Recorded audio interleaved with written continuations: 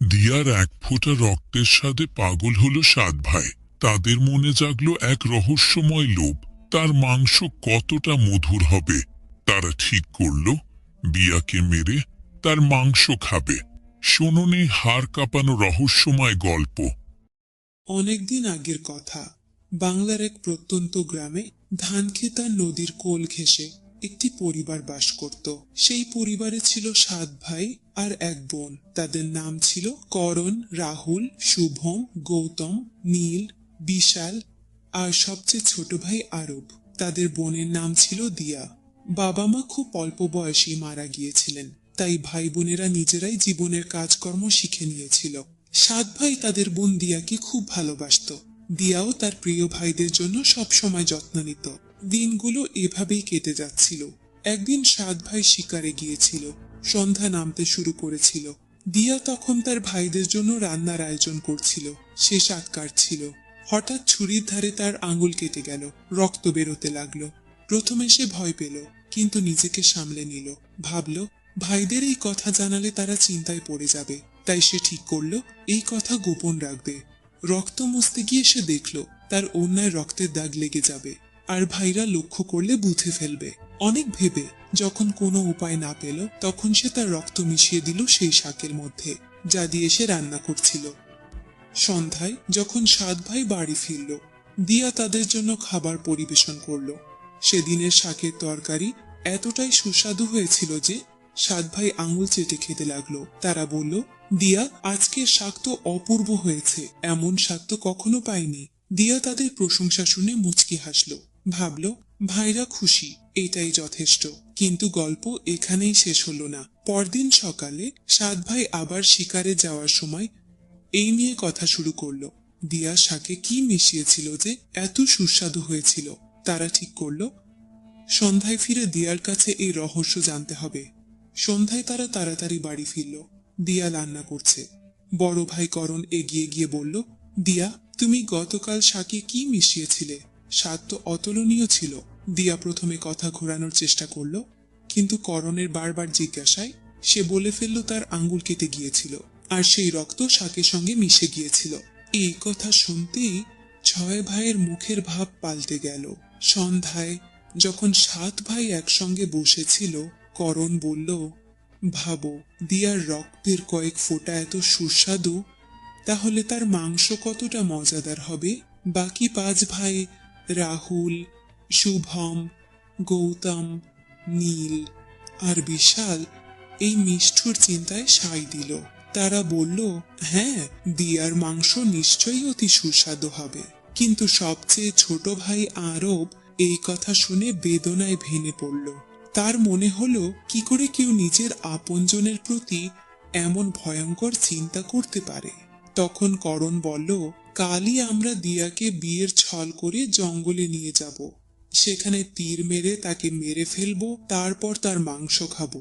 6 ভাই এই পরিকল্পনায় রাজি হলো, কিন্তু আরব ভয়ে ও বেদনায় ছটফট করতে লাগলো। সে তার প্রিয় বোনকে বাঁচাতে চাইল, কিন্তু 6 ভাইয়ের বিরুদ্ধে যাওয়ার সাহস তার ছিল না। পরদিন সকালে করণ মিষ্টি করে দিয়াকে ডেকে বলল, প্রিয় বোন, তুমি এখন বিয়ের বয়সে পৌঁছে গেছো।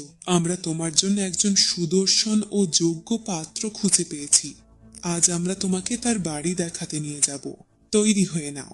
দিয়া এই কথায় উৎফুল্ল হয়ে উঠল। সে নিজের সংসারের স্বপ্ন দেখতে শুরু করলো। উৎসাহে সে তৈরি হয়ে ভাইদের সঙ্গে বেরিয়ে পড়ল। পথে দিয়া খুশিতে ভরে উঠেছিল, কিন্তু অনেক দূর হাঁটার পর সে ক্লান্ত হয়ে পড়ল। সে করণকে জিজ্ঞেস করলো, ভাইয়া, আমার শ্বশুর বাড়ি আর কত দূর? করণ হেসে সামনের দিকে ইশারা করে বলল, দেখ, ওই যে তোর শ্বশুর বাড়ি। তুই ওখানেই রানীর মতো রাজত্ব করবি। দিয়া খুশিতে এগিয়ে গেল, কিন্তু সে একটু এগোতেই হঠাৎ তার ভাইরা তাকে ধরে ফেলল। দিয়া কিছু বোঝার আগে তারা তাকে একটি গাছে বেঁধে ফেলল। দিয়া ভয়ে জিজ্ঞেস করলো, ভাইয়া, এই কি করছো? কিন্তু তার ভাইদের মুখে আর কোনো দয়া বা ভালোবাসা ছিল না। করণ আদেশ দিল, একে শক্ত করে বাঁধো। দিয়ার হৃদয় কেঁপে উঠল। সে ফুপিয়ে কাঁদতে লাগলো আর ভগবানকে ডাকতে লাগলো, হে ভগবান, আমার আপন ভাইরাই আমাকে মারতে চায়। এদের মধ্যে কেউ কি আমার জন্য একটুও দয়া রাখে না? আরব এই কথা শুনে কেঁদে ফেলল, কিন্তু ছয় ভাইয়ের বিরুদ্ধে যাওয়ার সাহস তার ছিল না। দিয়াকে বেঁধে করণ আদেশ দিল, সবাই পালা করে তীর ছুড়বে। করণ প্রথমে তীর ছুড়তে এগিয়ে গেল। তখন দিয়া করুণ স্বরে গান ধরল, মারো ভাইয়া বুকে লক্ষ্য করে, তোমার তীর জঙ্গলে চলে যাবে ভাইয়া। করণ তীর ছুড়ল, কিন্তু লক্ষ্য ভ্রষ্ট হলো। এরপর রাহুল এগিয়ে এলো। দিয়া আবার গান গাইল, তার তীরও লক্ষ্য ভ্রষ্ট হলো। একে একে ছয় ভাই চেষ্টা করলো, কিন্তু কারো তীরই দিয়াকে স্পর্শ করলো না। এবার আরবের পালা। অন্য ভাইরা চিৎকার করে বলল, পুরো জোরে তীর ছোড়, একবারে দিয়াকে শেষ করে দে, ব্যর্থ হলে তোকেও ছাড়ব না। আরব দ্বিধায় পড়ে গেল। সে দিয়াকে খুব ভালোবাসতো। দিয়া দেখল তার ছোট ভাইয়ের জীবন বিপদে পড়েছে। সে মনে মনে ঠিক করলো সে নিজের প্রাণ বিসর্জন দেবে, কিন্তু আরবকে বাঁচাবে।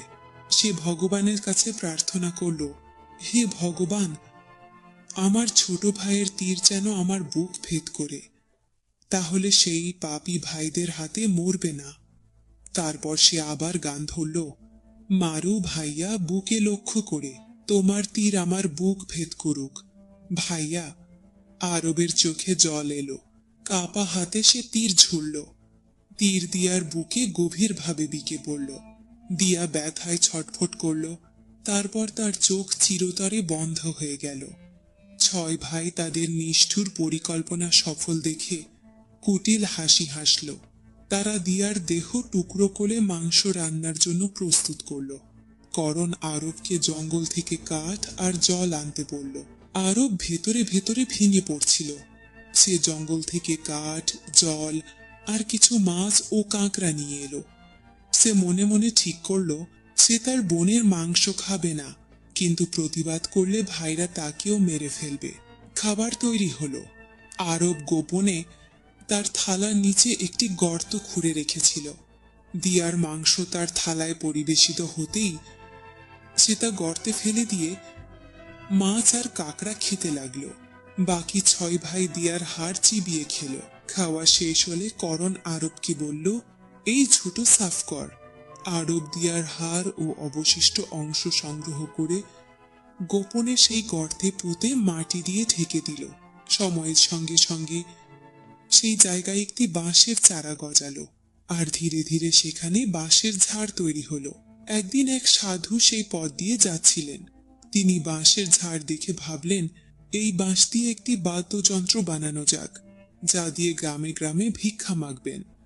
তিনি একটি বাঁশ কেটে নিয়ে গেলেন এবং তা থেকে একটি সারেঙ্গি তৈরি করলেন। তিনি সেই সারেঙ্গি বাজিয়ে গ্রামে গ্রামে ভিক্ষা মাগতেন এবং মানুষকে উপদেশ দিতেন। একদিন সাধু সেই গ্রামে পৌঁছালেন যেখানে 7 ভাই থাকত। ততদিনে 6 ভাইয়ের বিয়ে হয়ে গিয়েছিল, কিন্তু আরব বিয়ে করেনি। সে তার বোনের বেদনা ভুলতে পারেনি। সাধু যখন করণের বাড়িতে পৌঁছালেন, তখনই সারেঙ্গি নিচে থেকে গাইতে শুরু করলো, না বাজরে সারেঙ্গি, এই তো সবচেয়ে বড় শত্রু। করণের বাড়িতে না বাজরে সারেঙ্গি, দয়া মায়া সব ছেড়ে রক্তের সম্পর্কে কলঙ্ক লাগিয়েছে। করণ ভয়ে কাঁপতে লাগলো। সে বুঝল এটা দিয়ার কণ্ঠ। সে তার স্ত্রীকে বলল, তাড়াতাড়ি সাধুকে ভিক্ষা দিয়ে বিদায় কর। সাধু কোনো প্রশ্ন না করে চলে গেলেন। এরপর সাধু একে একে রাহুল, শুভম, গৌতম, নীল আর বিশালের বাড়িতে গেলেন। প্রতিবারই সারেঙ্গি একই করুণ গান গাইল। সবাই ভয়ে তাড়াতাড়ি সাধুকে ভিক্ষা দিয়ে বিদায় করল।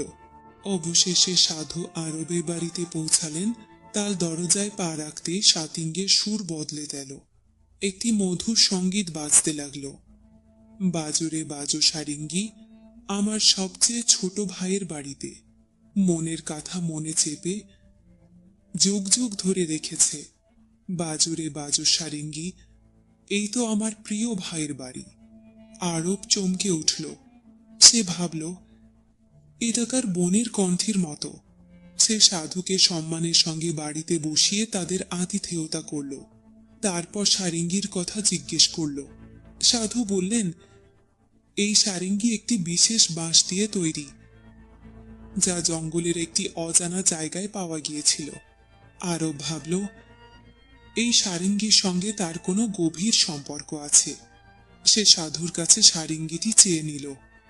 সাধু তাকে সারেঙ্গি দিয়ে চলে গেল। আরব সারেঙ্গিটিকে একটি পবিত্র স্থানে রাখল। সে ধূপ দ্বীপ জ্বালিয়ে তার পূজা করতে লাগলো। কিন্তু কিছুদিন পর সে লক্ষ্য করল তার বাড়িতে অদ্ভুত কিছু ঘটছে। বাড়ি পরিষ্কার, বাসন ধোয়া, সবকিছু গোছানো। প্রথমে সে ভাবল পাড়ার কেউ বা তার ভাবিরা সাহায্য করছে, কিন্তু যখন এটা প্রতিদিন ঘটতে লাগলো তার সন্দেহ বাড়ল। সে ভাবিদের জিজ্ঞেস করলো, কিন্তু তারা বলল তাদের নিজেদের কাজেরই সময় হয় না। আরব সত্য জানার জন্য এক রাতে বাড়ির এক কোণে লুকিয়ে রইল। মাঝরাতে একটি হালকা শব্দ শুনল। সারেঙ্গি থেকে আলো বেরোতে লাগলো। ধীরে ধীরে একটি ছায়া উঠল, যা একটি মেয়ের আকার নিল। আরব দেখল সেই মেয়ে তার মৃত বোন দিয়ার মতো। সে বাড়ি পরিষ্কার করতে লাগলো। তার প্রতিটি কাজে ছিল আপনজনের মতো যত্ন। কাজ শেষ করে সে আবার সারেঙ্গিতে মিলিয়ে গেল। আরব হতবাক হয়ে গেল। পরদিন সেই রহস্য তার বড় ভাবিকে জানাল। ভাবি বললেন, যদি এটা সত্যি হয় তবে একটা উপায় আছে। যখন সে সারেঙ্গি থেকে বেরোবে তুমি তৎক্ষণাৎ সারেঙ্গিটা আগুনে ফেলে দিয়ে তার উপর তুলসী জাল ছড়িয়ে দেবে। এতে তার আত্মা শরীরের বন্ধন থেকে মুক্ত হবে। কিন্তু দেরি করলে সে চিরকালের জন্য হারিয়ে যেতে পারে।